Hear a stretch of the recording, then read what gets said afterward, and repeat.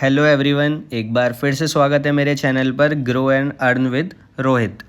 आज एक नया शेयर लेकर आया हूँ। हेडिंग तो आपने देख ही लिया होगा, जिसका कि नाम है अपोलो माइक्रो सिस्टम लिमिटेड। अब अपोलो कंपनी काम क्या करती है, इसके फंडामेंटल क्या हैं, ये देखेंगे। और आप अगर इसमें इन्वेस्ट करते हैं तो आप कितना ज़्यादा प्रॉफिट अर्न कर सकते हैं, आज आप ये देखेंगे। और फिर मैं दिखाऊंगा कि मैंने कितना इन्वेस्ट किया है और मेरे को कितना प्रॉफिट चल रहा है। तो देर मत करिए और स्टार्ट करते हैं हम ये वाली वीडियो को। तो सबसे पहले फंडामेंटल को देखने के लिए आपको एक वेबसाइट पे जाना है जिसका नाम है टिकरटेप। जैसे ही आप ये वेबसाइट ओपन करेंगे तो यहाँ पर एक सर्च का ऑप्शन आएगा नीचे।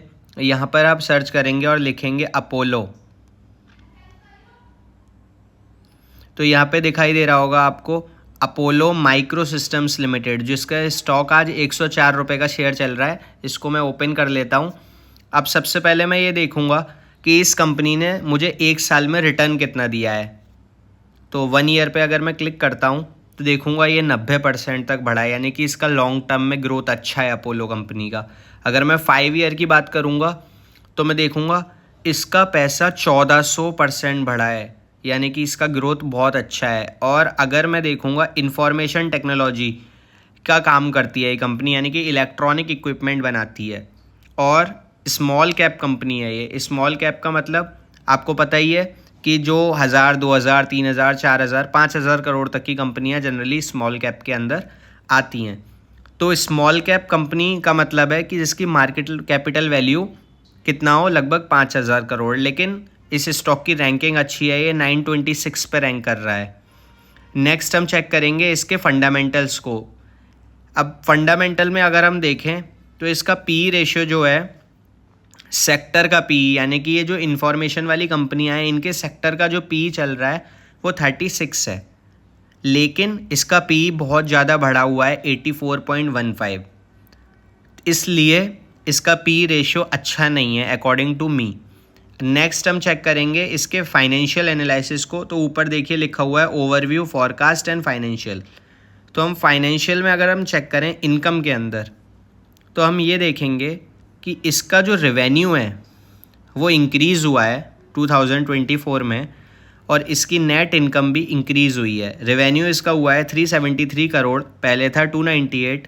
इनकम इसकी पहले 18 करोड़ थी, अब 31 करोड़ है। तो इसकी इनकम भी इंक्रीज़ हुई है, तो ये एक अच्छा साइन है। और इसने रिटर्न भी बहुत अच्छे दिए हैं। इसका पी रेशियो थोड़ा सा बढ़ा हुआ है, वो एक फैक्टर है, बट इसके फंडामेंटल्स अभी तक अच्छे लग रहे हैं। अब आगे नेक्स्ट हम क्या चेक करेंगे, नेक्स्ट हम चेक करेंगे इस कंपनी के अंदर कैश फ्लो कैसा है, पॉजिटिव है कि नेगेटिव। तो 2023 तक का ही मेरे पास डेटा है, तो इसके अंदर जो फ्री कैश फ्लो है वो नेगेटिव है। इसका कैश फ्लो कंपनी का कम हो रहा है। ये एक सोचने की बात है कि कैश आ रहा जा रहा है, वैल्यू नेगेटिव है, इसका मतलब कैश जा ज़्यादा रहा है, कैश आ कम रहा है। इसके बाद नेक्स्ट हम चेक करते हैं इसमें होल्डिंग्स कोई करता है कि नहीं। तो अगर हम देखें फॉरेन इंस्टीट्यूशन की इसमें 7% की होल्डिंग है।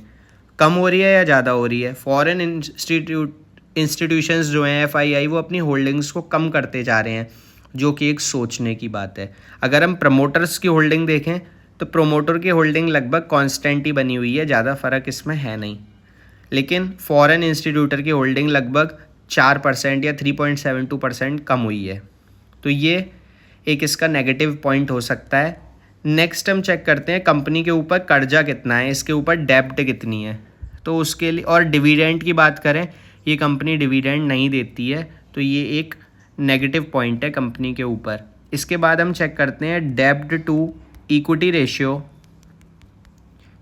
Of Apollo Micro systems.